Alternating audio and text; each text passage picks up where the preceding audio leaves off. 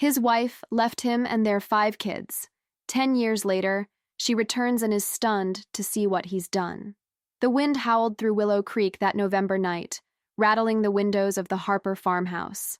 Inside, Daniel Harper stood in the kitchen, his hands gripping the counter as Sarah, his wife of 12 years, packed her suitcase. The air was heavy with unspoken words, the kind that linger when love frays at the edges. Their 5 children, Elijah, 10, Hannah, 8, Caleb, 6, Abigail, 4, and Noah, 2 slept upstairs, unaware that their world was about to crack open. "I can't stay, Daniel," Sarah said, her voice trembling but firm.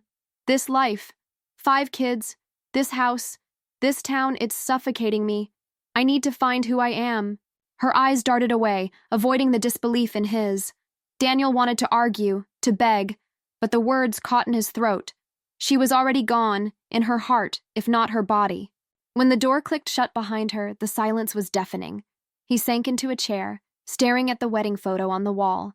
Sarah's smile, his arm around her, a promise now broken. The weight of raising 5 children alone settled on his shoulders like a yoke. Daniel was a carpenter, skilled with his hands but untested in the chaos of single parenthood. How would he manage? The townsfolk would talk. He knew pitying whispers at the grocery store, raised eyebrows at church. "Poor Daniel," they'd say. "He'll never make it." Upstairs, Noah stirred, his soft cries piercing the quiet. Daniel climbed the stairs, his legs heavy, and lifted the toddler from his crib. "It's okay, buddy," he murmured, though his voice shook. Noah's tiny hand curled around his finger, and something fierce ignited in Daniel's chest. These kids were his, and he'd fight for them. He tucked Noah back in, then checked on the others. Elijah sprawled across his bed, Hannah clutching her mother's scarf, Caleb and Abigail tangled in their blankets. They didn't know yet, but they'd wake to a world without her. Back in the Kumu kitchen, Daniel made a promise to himself. He'd build a life for them, no matter how hard it got. The road ahead was daunting. Burned dinners, sleepless nights, and questions he couldn't answer loomed. But as dawn broke over the hills, painting the farmhouse gold, he felt a spark of resolve. They'd be okay. They had to be. The first year without Sarah was a crucible. The farmhouse, once filled with her laughter, felt like a shell, its walls echoing with the kids' confusion and grief. Daniel threw himself into fatherhood with a desperation born of love. He learned to braid Hannah's hair, though his fingers fumbled. He sewed Caleb's torn jeans, pricking his thumbs. He rocked Noah through teething fevers, his own exhaustion a distant second to his son's cries. Elijah, old enough to understand betrayal, withdrew, his silence louder than any tantrum. Abigail asked for Mommy every night, her brown eyes searching. Daniel's for answers he didn't have. Carpentry kept them afloat. Daniel took every job he could. Bookshelves, porch swings, kitchen cabinets, working late in his workshop while the kids slept. Money was tight, but he stretched it, buying secondhand clothes and cooking from his mother's old recipes. His first attempt at spaghetti was a gluey disaster, but the kids ate it, giggling at his sheepish grin. Those moments, fleeting as they were, became their glue. The house needed fixing too. Daniel saw it as a metaphor. If he could mend the peeling paint and creaking floors, maybe he could mend their hearts. He enlisted the kids, turning chores into projects. Elijah, handy like his father, helped sandboards for a new porch. Hannah sketched a garden, dreaming of roses. Caleb and Abigail painted the living room, splattering each other with blue and laughing until they cried. Noah toddled behind, helping with a toy hammer.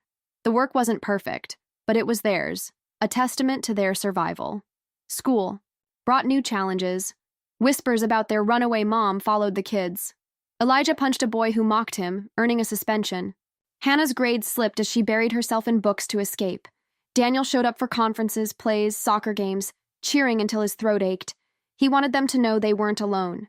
At home, he sat with Elijah over math homework, patient through the boy's frustration. He framed Hannah's first poem, hanging it proudly.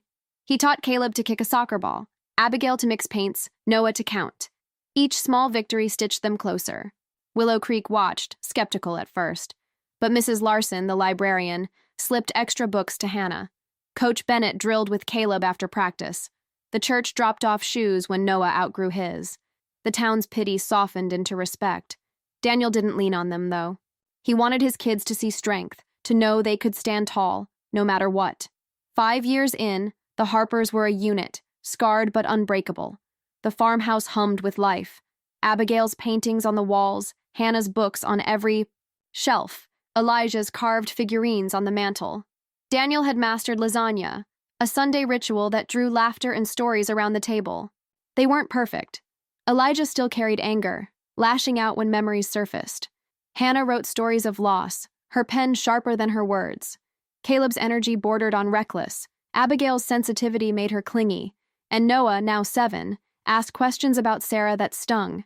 But they were theirs, a family forged in the fire of her absence. Daniel had changed too. The weight of years etched lines into his face, but his eyes held a quiet fire. He'd never dated, never sought another partner. His heart belonged to his kids, every choice shaped by their needs.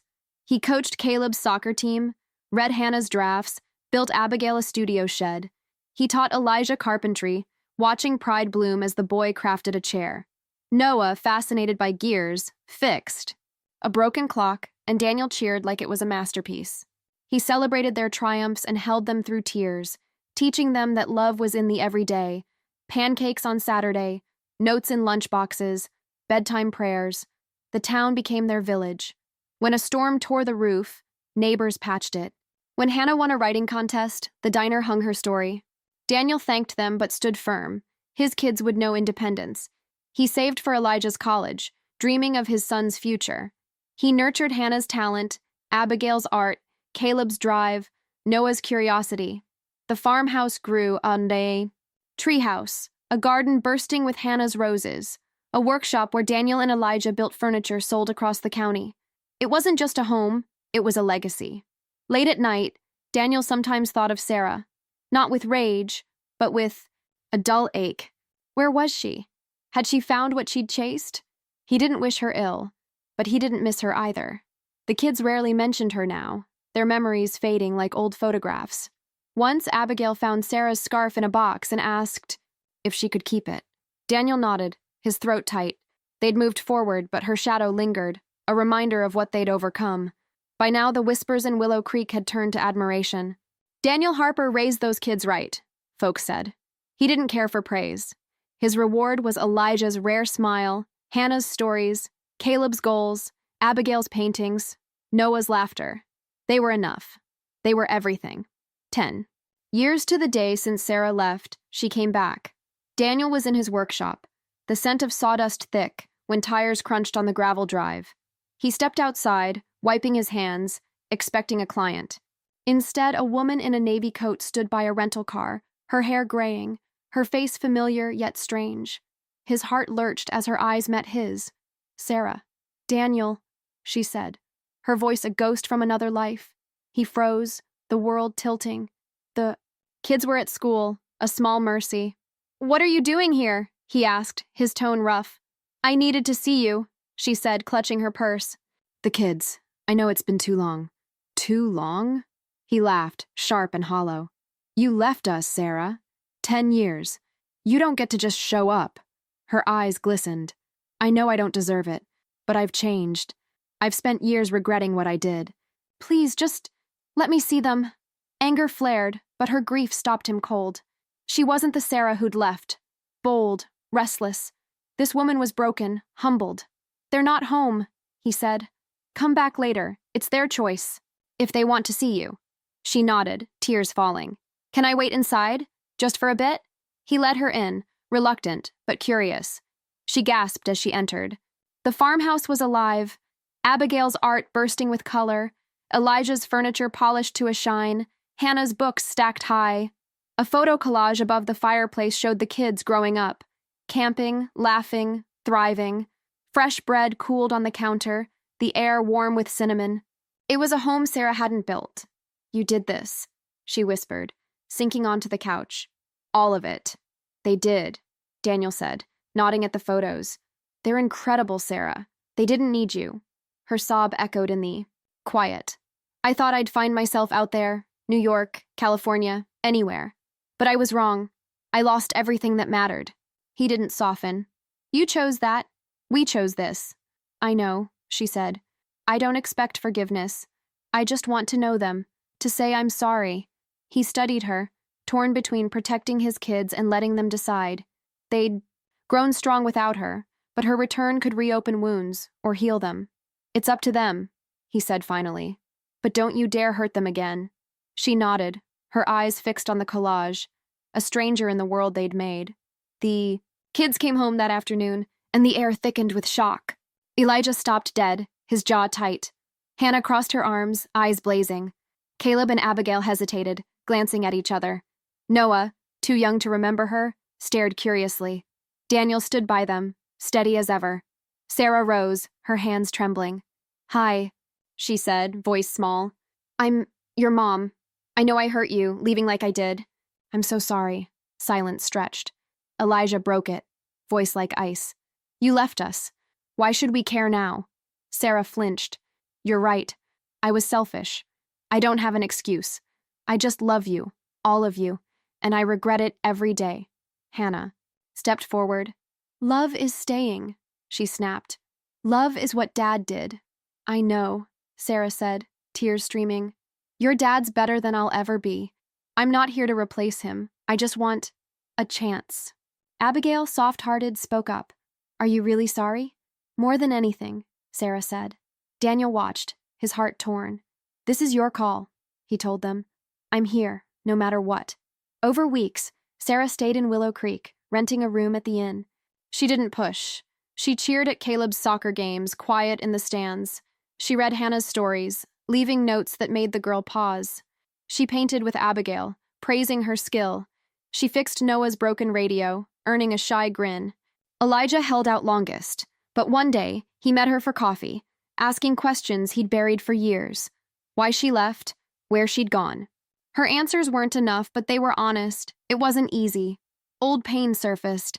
Elijah's anger, Hannah's distrust. Some days the kids pulled back and Sarah retreated, respecting their space. But she kept showing up, and slowly, they let her in. Not as mom, but as Sarah. Someone new.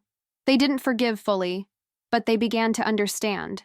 One evening, as the kids laughed over dinner, Sarah watched from the kitchen, her eyes soft. She turned to Daniel.